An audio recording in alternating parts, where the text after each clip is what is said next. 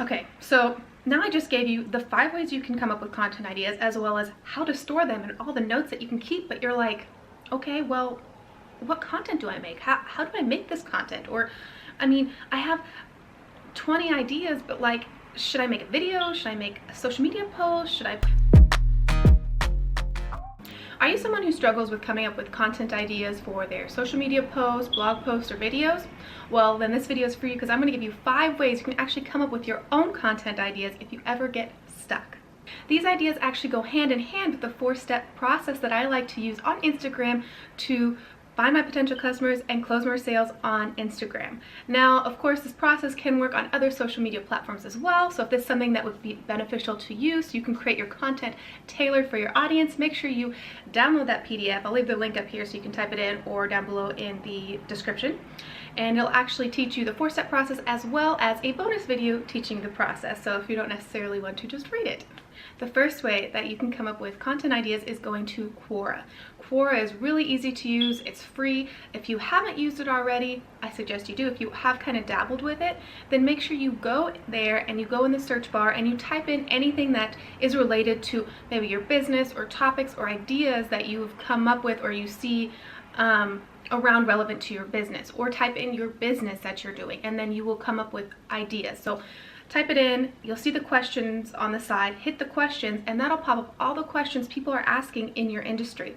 So let's say you're a fitness coach, but you're like, okay, well, I don't really know what type of things to post about fitness. Well, are you specifically tailored for women and men? Are you specifically finding, women who are, post pregnancy, who want to lose that baby weight? Are you people who are maybe college students who want to lose that, 15, 10, freshman 10, freshman 15, I don't know, whatever that is, I don't remember what that was, but focusing on that. So you type in something in there and being like, okay, how to lose weight as a college student, or how to lose weight after pregnancy, or pregnancy weight, or college student weight. Type something into the search bar and see what pops up.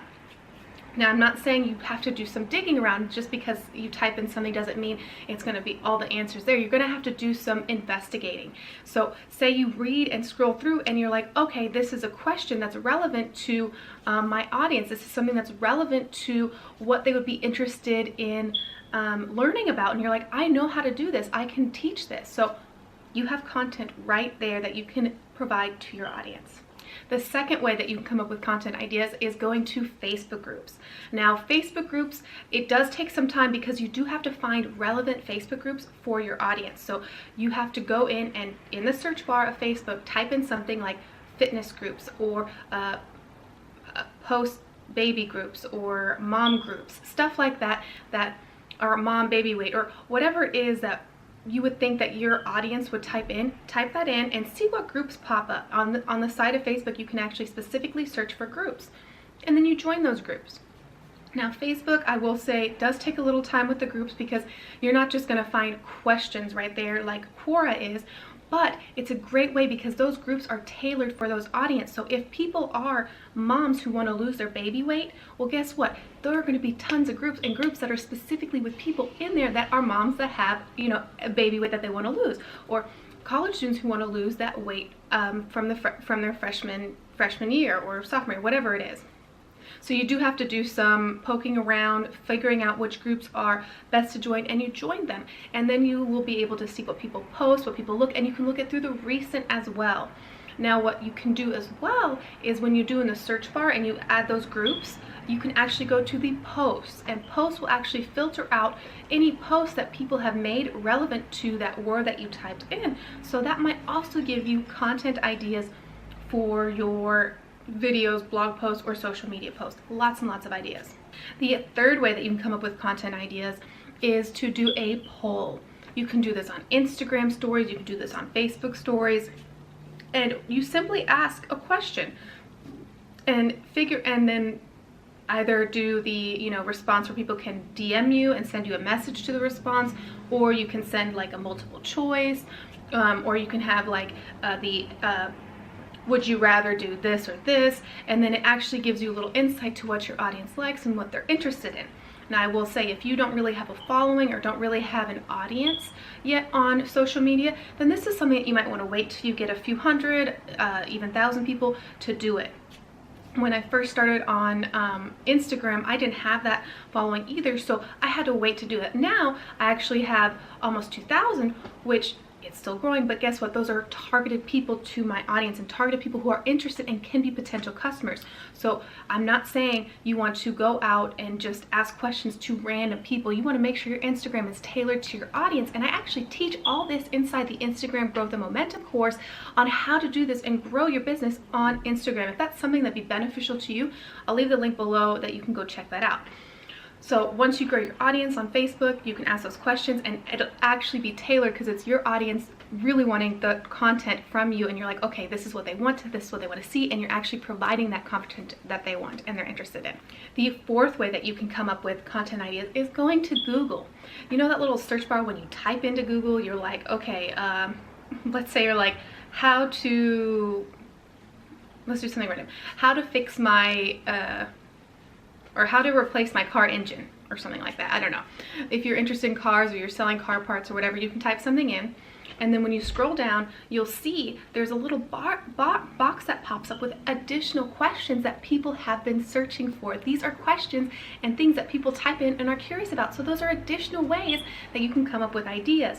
Let's say I started crocheting recently. Let's say I want to start making videos, which I am going to start doing it on my other channel, Lifestyle with Christina, because that's just like my fun channel, not my businessy channel, where I provide you like business tips, tricks, and ideas like this one. But I want to start sharing the crocheting videos, or crocheting things I've learned, and for beginners to start crocheting if that's something they're interested in. Let's say I want to, you know, share the infinity scarf that I just crocheted, and I'm like, okay, well, what are people looking for? Are they looking for, you know, how to crochet an infinity scarf, or patterns to crochet an infinity scarf? I would type that into Google, scroll down, and see what other questions pop up. So lots of ideas, lots of things for you to do when you're coming up with ideas. The fifth way that you can come up with content ideas is going to answerthepublic.com. I'll leave the link below in the description for you as well. I'll put it up on the screen so you can see it. Now you'll go to this website and you actually type in a word that you're interested in or relevant to your audience, what you're selling and stuff like that. And you'll hit search, and then a wheel will pop up with tons of questions, breaking everything down for you to easily come up with content ideas. Now, I will say, if you're on the free plan, I think it's like loud outside. There's like 2 or 3 searches that you get every, I think, 24 hours or something, but it's really not that big of a deal if you're not, you know, searching it all the time. Like, you can break it up over certain days and look for certain topics or certain things because it gives you so many ideas.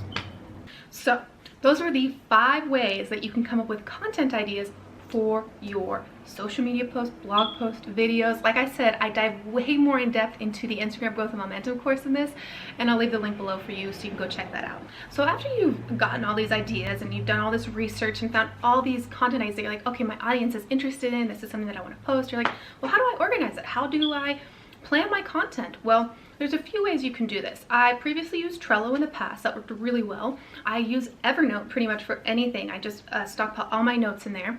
The one thing that I really started using recently is Airtable, and this is how I actually like plan my videos. I script it out. I plan out my social media posts. I have a log of ideas in there that I can refer back to anytime I'm ready to post something. Okay, so now I just gave you the 5 ways you can come up with content ideas, as well as how to store them and all the notes that you can keep, but you're like, okay, well, what content do I make? How do I make this content? Or, I mean, I have 20 ideas, but like, should I make a video? Should I make a social media post? Should I post on Instagram? Should I post on Facebook? Well, guess what? Honestly, take that one piece of content, that one idea. Let's say we'll go back to the crocheting an infinity scarf. Let's say it was how to crochet an infinity scarf. And I would make a video like this on how to crochet infinity scarf. And then on top of that, I would make a clip of it, post it onto Instagram. You can see that on my IGTV is where I actually post like a 2-minute clip of my video onto IGTV. Then I actually make a post about it, maybe with an image or with text explaining okay, what I just did, or how to crochet an infinity scarf, so people can read it as well. And I post that on Instagram, on Facebook, on other social media platforms, if that's what you use, whatever you chose to use for your business. And then you actually share that to your story. You can share your IGTV to your story. You can share your newsfeed post to your story, and actually link that post to the video you post on IGTV. You can make a story about it. You can ask a question on the post saying, who else likes infinity scarves, or something like that, and post back to, I just published a video. If you want to watch it, go check it out on my YouTube, and your link will be in the bio. However it is, there's so many ways you can take that one piece of content and repurpose it over and over again in different ways. That way it'll get across to your audience. With that being said, I'm sure your wheels are churning and you're so excited to dive in and come up with all these ideas that your audience is interested in seeing and engaging with. So go have fun with that. And don't forget to grab that freebie, that 4-step Instagram process, before it goes away, because it'll only be up for a limited time only. I'll leave the link below for you, or somewhere on the screen that you can type in. With that being said, have a wonderful day, and I will see you in next week's video.